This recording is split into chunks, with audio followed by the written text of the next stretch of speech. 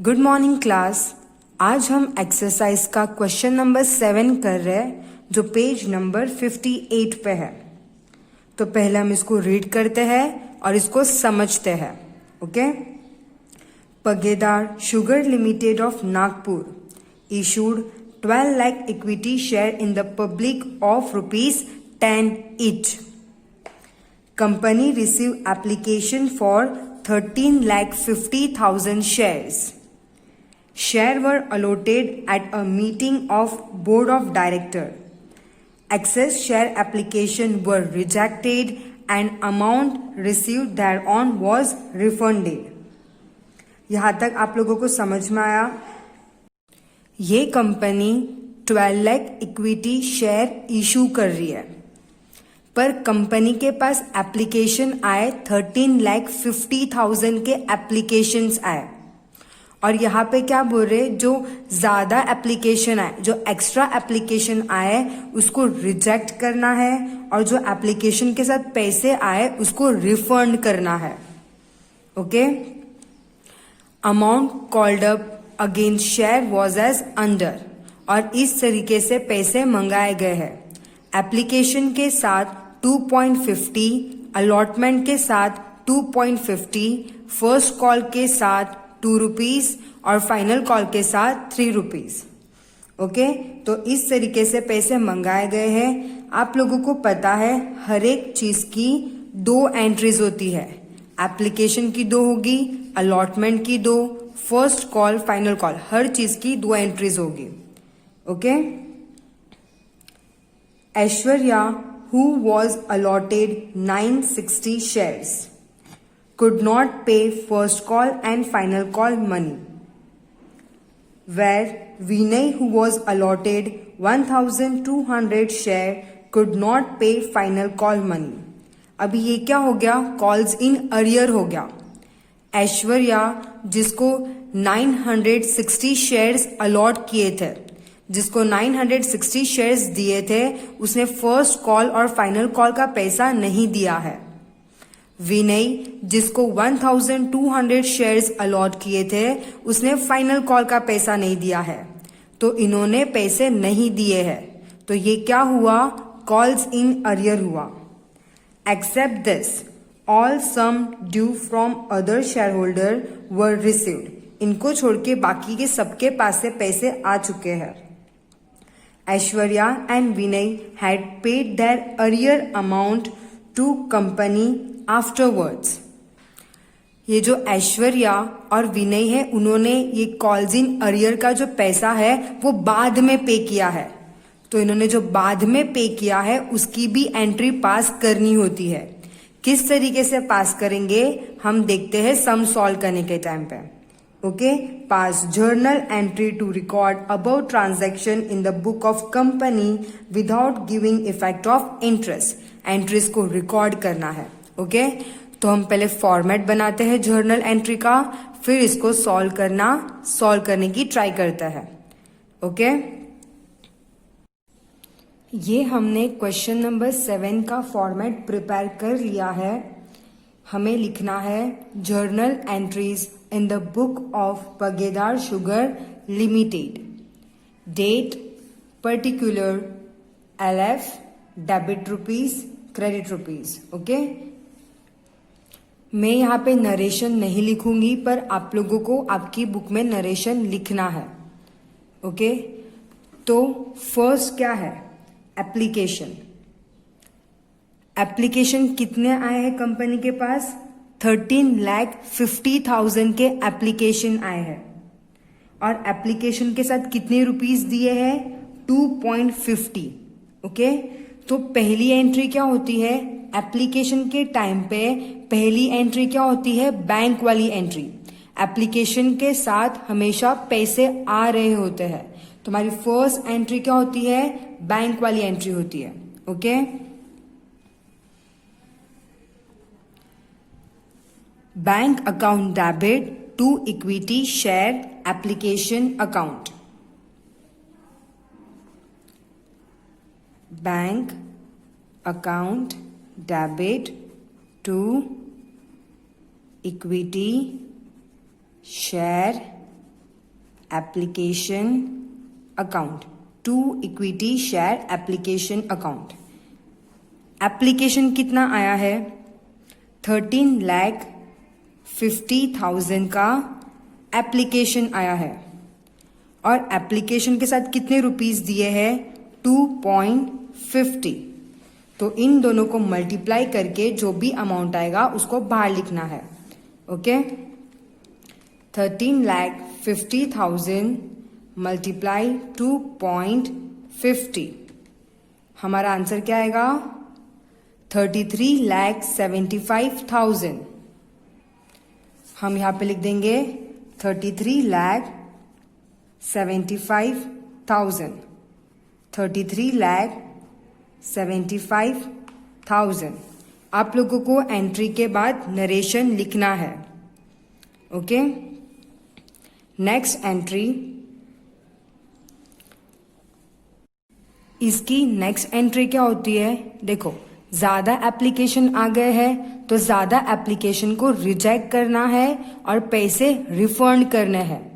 जब भी कैश आया था, जब भी हमारे पास पैसे आए थे तो हमने बैंक को डेबिट किया था। अभी हम क्या कर रहे हैं? रिफंड कर रहे हैं, है ना? तो सेकेंड एंट्री में क्या हो जाएगा? बैंक हो जाएगा क्रेडिट। ओके, और ट्रांसफर वाली एंट्री है, किसको ट्रांसफर करना है? इक्विटी शेयर एप्लीकेशन को ट्रांसफर करना है। तो यहाँ पे एप्लीकेशन क्रेडिट में है, ट्रांसफर के टाइम पे एप्लीकेशन हो जाएगा डेबिट में। ओके, जब भी ट्रांसफर की एंट्री होती है तो चीजें उल्टी हो जाती है। ओके, तो ये जो एप्लीकेशन क्रेडिट में है इसको हम क्या कर देंगे? Equity share application account debit, equity share application account debit. किस में ट्रांसफर कर रहे हैं? इक्विटी शेयर कैपिटल में ट्रांसफर कर रहे हैं। तो to equity share capital account. अभी जो एक्सेस एप्लीकेशन आए थे उसको रिफंड भी करना है, तो बैंक हो गया क्रेडिट में, टू बैंक अकाउंट। एप्लीकेशंस कितने आए थे? 33,75,000। तो हमें यहाँ पे लिखना है एप्लीकेशन आए थे 33,75,000। कितने एक्स्ट्रा आ गए? तो देखो, हमें इशू करना था 12 लाख, पर एप्लीकेशन आए 13,50,000 के। तो कितने एक्स्ट्रा आए हैं? माइनस करना है 13,50,000 माइनस 12 लाख। तो हमें पता चलेगा कितना एक्स्ट्रा एप्लीकेशन आया है। 1,50,000 के एक्स्ट्रा एप्लीकेशन आए हैं। कितने एक्स्ट्रा आए हैं? 1,50,000। 1,50,000 और एप्लीकेशन का कितना था? 2.50। ओके, तो 1,50,000 इंटू 2.50, तो हमारा अमाउंट क्या आएगा? 3,75,000 हमें रिफंड करना है। बैंक वापस दे रही है, बैंक गिवर है। कितना गिवर है? 3,75,000। क्लियर हुआ? क्या करना होता है? कितना रिफंड करना होता है? कैसे पता चलेगा? तो हमें माइनस करना है, कितना हम इशू करना चाह रहे थे और कितने एप्लीकेशन आए, तो दोनों को माइनस करना है। फिर जो भी डिफरेंस आएगा उसमें एप्लीकेशन का रुपीस मल्टीप्लाई करना है, तो हमें पता चलेगा कि बैंक को कितना रिफंड करना है। एप्लीकेशन आए थे इतने, हमने रिफंड कर दिया, तो अभी कितना ट्रांसफर होगा इक्विटी शेयर कैपिटल में? 30 लाख। ओके, इसमें से इसको माइनस कर दो, हमें अमाउंट मिल जाएगा। और आपको हर एंट्री के बाद नरेशन लिखना है। एप्लीकेशन की दोनों एंट्री पास कर लिए है हमने। ओके, अभी हमें क्या करना है? अलॉटमेंट की एंट्री पास करनी है। अलॉटमेंट के टाइम पे पहली एंट्री जो होती है वो होती है ट्रांसफर वाली एंट्री। ओके, हमने क्वेश्चन पढ़ा है, हमें पता है अलॉटमेंट के टाइम पे कोई भी ऐसा शेयर होल्डर नहीं है जिसने पैसे ना दिए हो, सबने पैसे दिए हैं। अलॉटमेंट के सबने पैसे दिए हैं। ओके, तो कॉल्स इन अरियर नहीं है यहाँ पे। थर्ड एंट्री अलॉटमेंट की फर्स्ट होती है ट्रांसफर वाली एंट्री। किस तरीके से पास करते हैं? Equity share allotment account debit to equity share capital account. Equity share allotment account debit किसमें ट्रांसफर किया जाता है? इक्विटी शेयर कैपिटल अकाउंट में, to equity share capital account. Equity share allotment account debit to equity share capital account. जो excess application आए थे उसको तो हमने रिजेक्ट कर दिया था, है ना। अभी हमें किससे मल्टीप्लाई करना है? 12 लाख से मल्टीप्लाई करना है। कितने शेयर हम इशू करना चाहते थे? 12 लाख इशू करना चाहते थे, तो हम 12 लाख से ही मल्टीप्लाई करेंगे। जो एक्स्ट्रा आए थे 1,50,000 उसको हमने रिफंड कर दिया है। तो 12 लाख मल्टीप्लाई अलॉटमेंट का कितना है? 2.50 करो। 12 लाख मल्टीप्लाई 2.50 तो हमारा अमाउंट आएगा 30 लाख। 30 लाख, ओके। ट्रांसफर वाली एंट्री के बाद अलॉटमेंट में सेकेंड एंट्री कौन सी होती है? ट्रांसफर वाली एंट्री के बाद बैंक वाली entry, bank account debit to किसके वजह से पैसे आ रहे? अलॉटमेंट के वजह से, तो to equity share allotment account, to equity share allotment account. कितना? 30 लाख।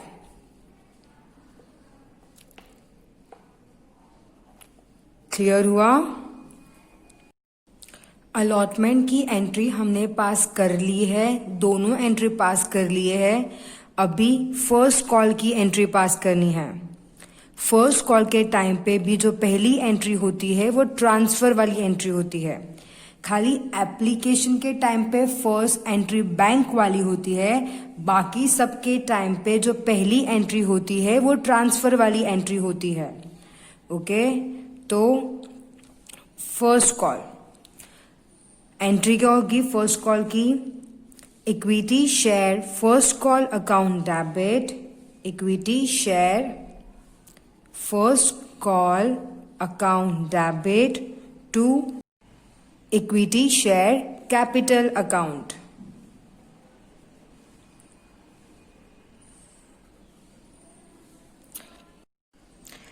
ऐश्वर्या जिसको अलॉट किए थे 960 शेयर्स, उसने first call and final call का पैसा पे नहीं किया है, तो फर्स्ट कॉल के टाइम पे कॉल्स इन अरियर है।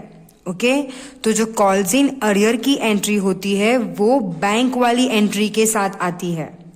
क्लियर हुआ? ट्रांसफर वाली एंट्री में कॉल्स इन अरियर का कोई भी फर्क नहीं पड़ता है, हमें पूरा अमाउंट लिखना होता है। ट्रांसफर वाली एंट्री में हमें पूरा अमाउंट लिखना होता है कि हमें फर्स्ट कॉल के टाइम पे कितना पैसा मिलने वाला था। देखो, तो हम कितने शेयर इशू करने वाले थे? 12 लाख शेयर इशू करने वाले थे, और फर्स्ट कॉल के टाइम पे कितना पैसा है? 2, तो 12 लाख इंटू 2 कितना अमाउंट आएगा? 24 लाख।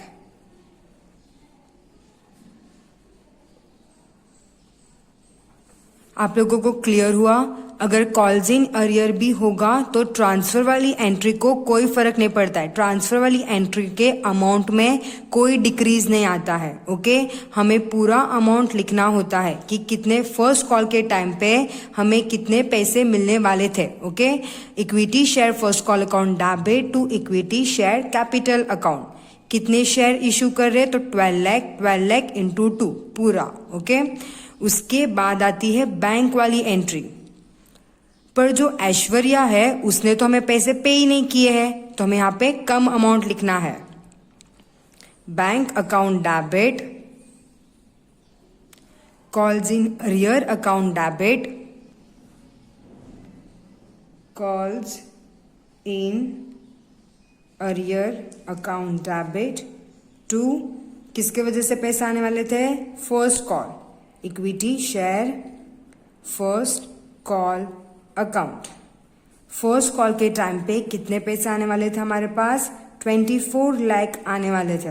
ओके, पर ऐश्वर्या ने पैसे नहीं दिए हैं फर्स्ट कॉल के, तो ये 24 लाख में से ऐश्वर्या ने नहीं दिए हैं, उसको माइनस करना है।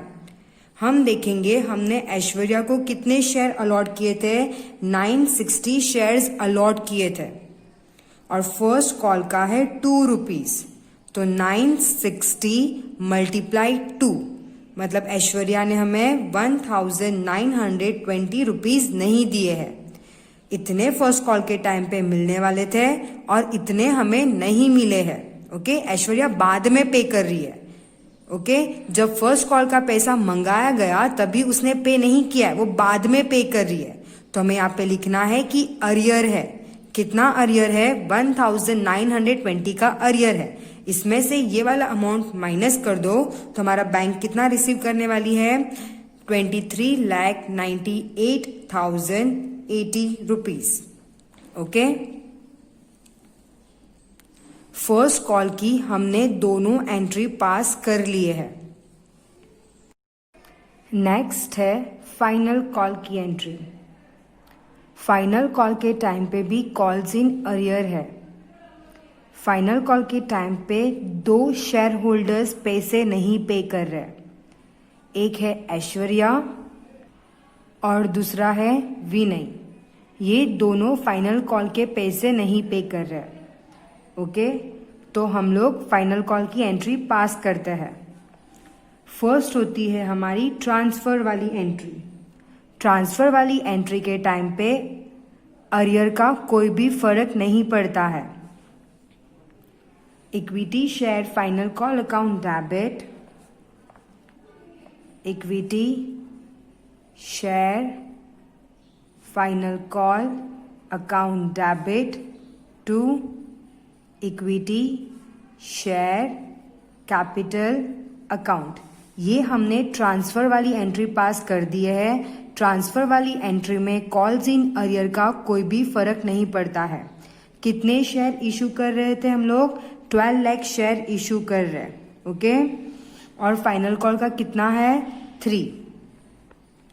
12 लाख मल्टीप्लाई 3 तो कितना आएगा, 36 लाख।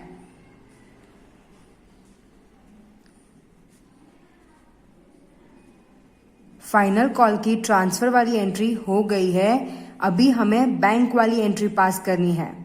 यहाँ पे कॉल्स इन अरियर है, तो एंट्री किस तरीके से पास करनी है, bank account debit calls in arrear account debit to equity share. किसके वजह से पैसे मिलने वाले हैं, final call to equity share final call account. कितने पैसे मिलने वाले हैं फाइनल कॉल के टाइम पे, तो कितने पैसे मिलने वाले थे फाइनल कॉल के टाइम पे, कितने पैसे मिलने वाले थे, 36 लाख मिलने वाले थे। Okay, calls in arrear 2 share holders का हुआ है। एक है ऐश्वर्या। ओके, ऐश्वर्या के थे 960 जो हमें 3 रुपीज नहीं दे रही है। विनय जिसको किया था शेयर अलॉट 1200 जो 3 रुपीज नहीं दे रहा है। तो ये दोनों शेयर होल्डर, ऐश्वर्या जिसको अलॉट किया था 960 शेयर्स, तो 960 इंटू 3, और विनय जिसको अलॉट किया था 1200 शेयर, उसने भी नहीं दिया है। तो दोनों का अमाउंट कितना आएगा, मल्टीप्लाइड करो, 960 मल्टीप्लाई 3, 2880, 1200 मल्टीप्लाई 3, 3600। ये दोनों को ऐड करेंगे तो हमें पता चलेगा टोटल हमारा कॉल्स इन अरियर कितना है। तो ये दोनों को ऐड करके अमाउंट आया 6480। तो कॉल्स इन अरियर कितना हुआ, 6480। इतना फर्स्ट कॉल के टाइम पे मिलने वाला था, पर इतना है अरियर, तो हमें कितना मिलेगा, 35,93,520। इतना मिलने वाला था। इतना अरियर है, मतलब अभी नहीं मिल रहा है, बाद में मिलने वाला है। हमें क्वेश्चन में बताया है कि बाद में मिलने वाला है, पर अभी नहीं मिला है। ओके, तो इसमें से इसको माइनस कर दो, तो अभी बैंक कितना रिसीव कर रही है, 35,93,520। ओके, अभी हमारे क्वेश्चन में क्या बोले हैं कि जो ऐश्वर्या और विनय है वो उनका कॉल्स इन अरियर बाद में पे कर रहे हैं, तो पे कर रहे है ना, तो उन लोग पे कर रहे हैं तो हमें उसकी एंट्री भी पास करनी है। पे करेंगे तो बैंक रिसीव करेगी, तो bank account debit to calls in arrear account, calls in arrear account. कितना कॉल्स इन अरियर था, तो ये वाला अरियर और फर्स्ट कॉल वाला अरियर, ये और ये दोनों अरियर को ऐड कर दो तो पता चलेगा हमें। ओके, आपका अमाउंट आएगा 8400। क्लियर हुआ? अरियर जो पहले अरियर हुआ था वो अभी मिल रहा है तो बैंक रिसीव कर रही है। Bank account debit to calls in arrear account. जब भी अरियर था तो हमने डेबिट में लिखे थे, जब वो लोग पैसे नहीं पे कर रहे थे तो हमने डेबिट में लिखे थे, अब वो पैसे पे कर रहे तो हमें क्रेडिट में लिखना है। ओके, लास्ट में टोटल करके डेबिट साइड का अमाउंट यहाँ पे, क्रेडिट साइड का अमाउंट यहाँ पे। हमारा क्वेश्चन सॉल्व हो गया है। जो क्वेश्चन नंबर 8 है वो एग्जाम में नहीं आने वाला है, उसको अभी नहीं करना है, मतलब गवर्नमेंट ने बोला है कि नहीं आएगा। क्वेश्चन नंबर 18 जैसे क्वेश्चन नंबर 8 जैसा क्वेश्चन नहीं आएगा, तो हमें क्वेश्चन नंबर 8 नहीं करना है। Okay, thank you.